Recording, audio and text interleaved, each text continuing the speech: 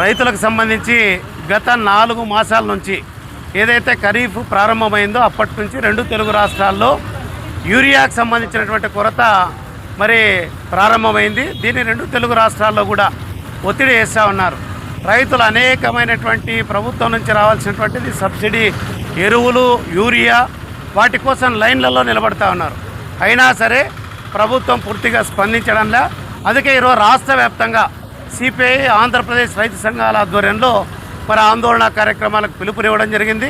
అందులో భాగంగా కదిరి పట్టణంలో కూడా ఏదైతే రైతులకు ఇచ్చేటువంటి యూరియాను, సబ్సిడీ యూరియాను బ్లాక్ మార్కెట్లకు తరలిస్తూ ఉన్నారు.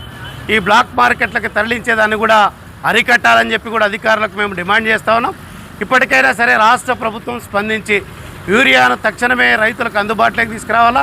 మరి మార్కెట్లోకి వచ్చినటువంటి యూరియాను కూడా బ్లాక్ మార్కెట్కు తరలించకుండా అధికారులు చట్టరీత్యా చర్యలు తీసుకోవాలని చెప్పి రైతు మరి అధికారంలోకి రాకముందు ఏదైతే ఈ కూటమి ప్రభుత్వం చెప్పిందో రైతులే దీనికి రాష్ట్రానికి వెన్నెముక అని చెప్పి మరి ఎందుకు ఈరోజు రైతులు విస్మరిస్తూ ఉందో అర్థం కావడం లేదు. ఖచ్చితంగా రైతుల సమస్య పరిష్కరించిన తర్వాతే ఇతర సమస్యలపైకి పోవాలని చెప్పి కూటమి ప్రభుత్వాన్ని భారత కమ్యూనిస్ట్ పార్టీ సిపిఐగా ఈ సందర్భంగా డిమాండ్ చేస్తూ ఉన్నాం.